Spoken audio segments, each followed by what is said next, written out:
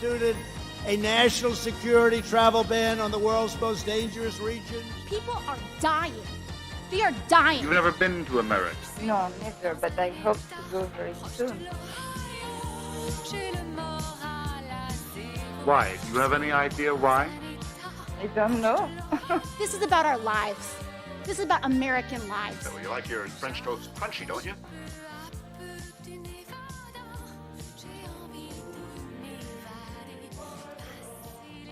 J'ai envie de vous raconter tout ça dans Un État proche de l'Ohio, maintenant disponible en version audio. Bonne écoute!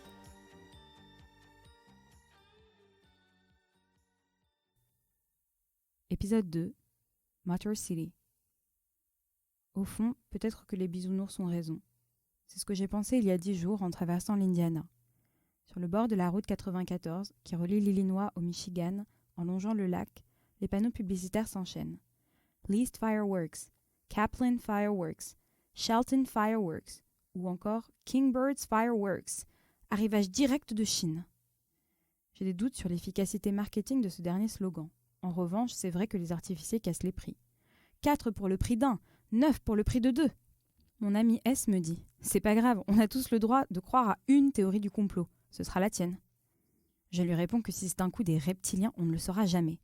Et blague à part, ce n'est pas une théorie, juste des hypothèses, des gens qui se posent des questions, et moi qui veille au grain. C'était sûrement un concours de circonstances, de la joie autant que de l'ennui, des candides autant que des opportunistes. Ce sera un de ces détails non élucidés, de ceux qui alimentent les légendes urbaines.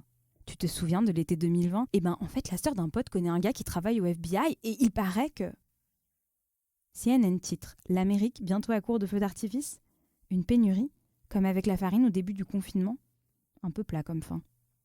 Pas ou peu de célébrations officielles pour la fête nationale, mais les habitants prennent le relais. À Détroit, le ciel est saturé de fumée.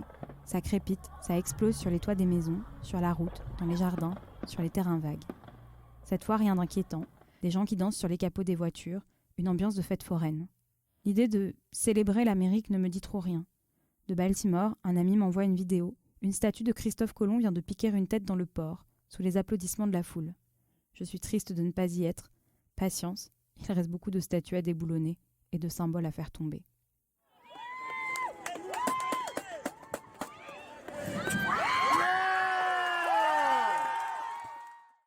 Détroit donc. Avec son architecture néo-renaissance et art déco, ses manoirs et autres belles demeures, Détroit sent la vieille gloire. Un peu comme Baltimore, mais en plus vide, plus grand, plus industriel et plus détruit. Environ un quart des maisons sont abandonnées.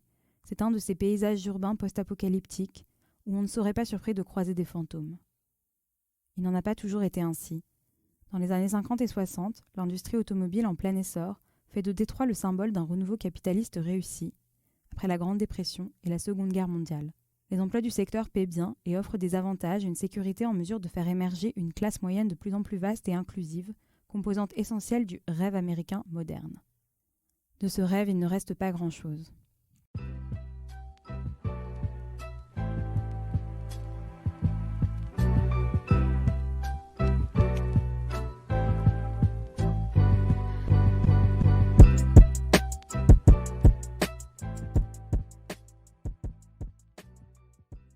S'il y a une ville qui est faite pour conduire, c'est celle-ci, et c'est peut-être tout ce qui lui reste, me dit R. En effet, les avenues sont immenses et quasi désertes à toute heure. Je n'ai toujours pas mon permis, mais plus aucune excuse pour ne pas m'entraîner. Il reste aussi la musique, présente partout, et cet amour de son voisin, cette ambiance toute particulière des villes qui ont un jour touché le fond. En Europe, on a souvent parlé de Détroit pour son agriculture urbaine, l'érigeant en exemple, racontant une histoire idyllique, dans laquelle les potagers seraient le moteur du renouveau après la faillite de 2013. Or, ici, le sujet est anecdotique. Les gens avaient faim, ils étaient coincés dans une ville en ruine, sans accès à des produits frais, ils ont fait pousser des légumes. Les potagers ont le mérite d'exister, mais leur poids dans la renaissance de Motor City est marginal. Comme dans beaucoup de villes déliquescentes de la première économie mondiale, la rénovation urbaine est une affaire complexe dans laquelle les jardiniers font de la figuration pendant que les spéculateurs, la corruption et quelques grandes familles se disputent les premiers rôles.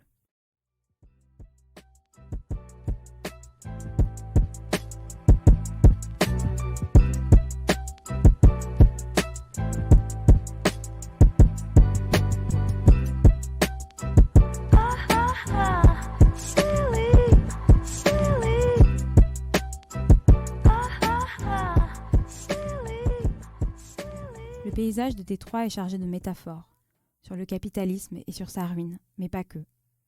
On aperçoit au loin The Ambassador Bridge, un grand pont bleu qui mène au Canada. Le Canada, juste là, de l'autre côté de la rivière, à moins d'1 kilomètre. Tout n'est pas parfait sur l'autre rive, mais la fameuse courbe du nombre de malades est plate, les gens ont accès à un système de santé et de soins universel, et les policiers n'ont pas la gâchette aussi facile. Au plus près de cette frontière, qu'il est actuellement difficile de franchir, les citoyens américains sont désormais bannis de la plupart des pays du monde, l'idée même de frontière me paraît, comme toujours, bien arbitraire. Trump a fini par l'avoir, son mur. Merci pour votre attention. Je vous donne rendez-vous dans 2 semaines. Nous prendrons la route vers le sud du pays. En attendant, prenez soin de vous.